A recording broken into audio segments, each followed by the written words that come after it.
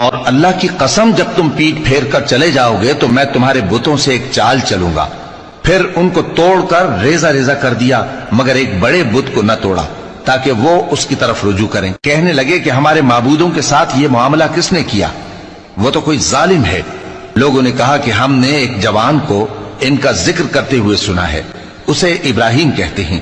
وہ بولے کہ اسے لوگوں کے سامنے لاؤ تاکہ وہ گواہ رہیں۔ جب ابراہیم آئے تو بت پرستوں نے کہا کہ ابراہیم، بھلا یہ کام ہمارے معبودوں کے ساتھ تو نے کیا ہے؟ ابراہیم نے کہا، بلکہ یہ ان بڑے بت نے کیا ہوگا، اگر یہ بولتے ہوں تو ان سے پوچھ لو۔ انہوں نے اپنے دل میں غور کیا تو آپس میں کہنے لگے، بے شک تم ہی بے انصاف ہو۔ پھر شرمندہ ہو کر سر نیچا کر لیا۔ اس پر بھی ابراہیم سے کہنے لگے کہ تم جانتے ہو یہ بولتے نہیں۔ ابراہیم نے کہا، پھر تم اللہ کو چھوڑ کر کیوں ایسی چیزوں کو پوجتے ہو جو نہ تمہیں کچھ فائدہ دے سکیں اور نہ نقصان پہنچا سکیں؟